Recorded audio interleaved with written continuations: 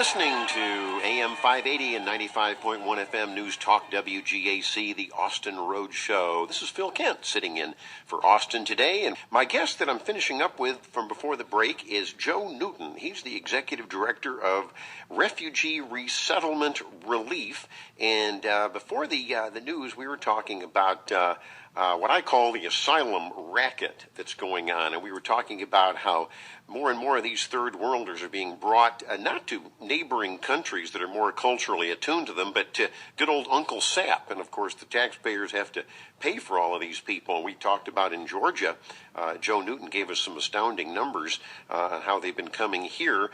And Joe, thanks for hanging in there with me. You might want to talk about, too, about these charities that are profiting from open borders.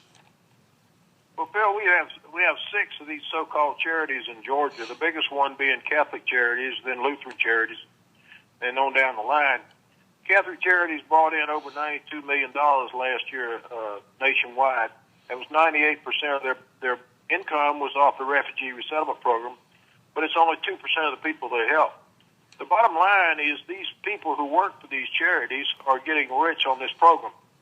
The director of Lutheran Charities in Minnesota just retired last month. He was making over $400,000 a year off the Refugee Resettlement Program. That's astounding. Now they're getting paid because they're working with the State Department. Is that how it works? No, the federal government gives us $9 million. We put it in the Georgia budget, and we hire a Georgia director of refugee resettlement. And then he hires these contractors who meet these refugees at the airport. And if the refugee works 90 days, then the contractor gets paid. After the 90 days, the refugee is dumped on the Georgia welfare system for the rest of their lives, and you have a permanent welfare beneficiary. And then the contractor runs back to the airport, gets another group of refugees, and they keep turning this over and over and over. That's how they churn in their money. They could care less what happens to these people after 90 days. Well, that is quite a racket. And you were a mover and shaker a year ago. A lot of us, including me, were talking to Governor Nathan Deal, and he gave a good speech about a year ago. In fact, he was on this Austin Rhodes show and talked about it, on how he asked the State Department to please stop. We're being swamped here in Georgia. Tell us a little bit about that and your role, Joe. Well, he's the only governor that's ever tried to stop this. This has been going on since 1980. Jimmy Carter set this program up in 1980, and it's been going ever since then. It's just been quietly sitting in the Georgia budget, and nobody noticed it. But Governor Deals, I met with him last July 30th, a year ago, and he's doing his best to try to curtail this and stop it. And he stopped it for a while, but it's starting back up again. And now we got the children coming in from the border, and they're going to be getting refugee status, and we're just going to be swamped with this. Well, that's what I was afraid of. That's right.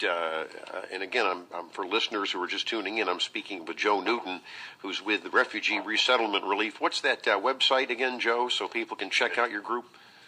It's just www.refugeeresettlementrelief.com.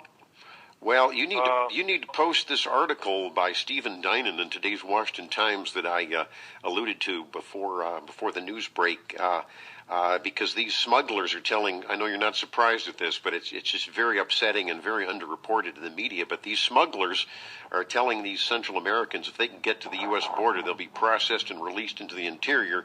And of course, as we know, they disappear, and then they're being told try to gain asylum. That's a legal entry, and it reinforces the smuggler's message.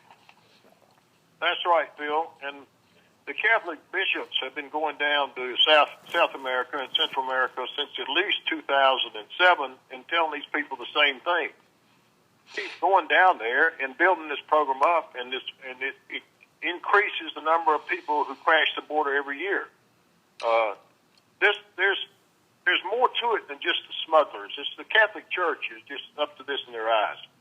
Well, it's shocking, and of course you've also got a president who is complicit in this. He's told us very openly he wants to transform America by making it a magnet for third world countries. He's breaking the middle class in America, which has, of course, been the backbone of this country. And I'm going to be blunt about it, including the refugees, including the illegals that are pouring in now under Obama. It was bad enough under George W. Bush. There's bipartisan blame here, as you know. But, we're being parts of this country. Look at California. It's being transformed into a third world situation. It's not the America that was strong and we once knew. Bill, is not only crushing the middle class, it's crushing the minorities. This is ruining black education. The minorities or children are the first ones to get hit with this. They're the ones who shoved out of the system. We're spending over $1 billion, not $1 million, $1 billion in the Atlanta metro area just on English as a second language students. Now, that doesn't count the people who've already graduated from the ESL program. It's double that. It's killing our school system. And well, we get this next influx of refugees. I don't know how our school systems are going to survive. Well, you're right. I saw a story yesterday on Fox News nationally in Lynn, Massachusetts, where all of a sudden these people were dumped into the school system, some 600. And to your point, it's an unfunded mandate that the local taxpayers are just stabbed in the back with. In DeKalb County, I think you know better than anyone. You've got the statistics. How many languages are being spoken in that school system here in Georgia? Over 140 languages to communicate with children and their parents, and they're under an order from the Justice Department that they have to do this. They have to have the people who can speak 140 different languages. It's astounding, and as you know, the burden is again on the taxpayer. And what was interesting is the Democrat, DeKalb County is a heavily Democratic county for those here in the Augusta area who don't know it. And all the Democrat lawmakers said, "Wait, stop! We don't want these people." They were the first ones to complain about it. This is not something that Joe Newton brought up. The Democrats started complaining about this. They started this. Now they can't stop it. Well, you mentioned that this whole refugee racket is being funded by the Georgia legislature. How can we tell our listeners to stop this and maybe talk to some of their state lawmakers? Give us some guidance there, Joe. Well, Renee Underman is the ringleader of this in the Senate from Gwinnett County, and her counterpart in the House is Katie Dempsey from Rome, Georgia. Those two are funded in the House and in the Senate. And DeKalb County is getting targeted assistance grants, and they're all sponsored by Senator Fran Miller in DeKalb County. He's been doing this for 16 years. He's gotten away with it, Bill, for 16 years, and nobody's ever noticed. Well, it hadn't really been reported on until you and the governor started alerting people. I have to tip my hat to you. How much money are we talking about with the Georgia legislature appropriating for this refugee racket?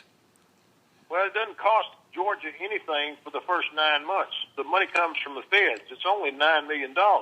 But the real cost is after the 90 days when the refugee quits his job and becomes a lifetime welfare beneficiary. In 2010, it was costing over $17 million a year. It's well over $20 million a year now, and it's escalating rapidly. Well, that is a shocker. I'm talking with Joe Newton with the Atlanta-based Refugee Resettlement Relief Organization. Joe, I appreciate your coming on the show. And again, give us that website one more time so folks can get more information. Sure. It's just www.refugeeresettlementrelief, or you can just Google Refugee Resettlement Relief and get to us either way. Well, that sounds good. I know you got a Facebook page, too, so we'll want folks to like that. Again, Joe Newton, thanks for coming on the Austin Rhodes Show and talking with me about this very underreported situation. Sure, Phil. Glad to. Great. I'm going to see if we can continue with more calls after the break, and stay with us on the Austin Rhodes Show.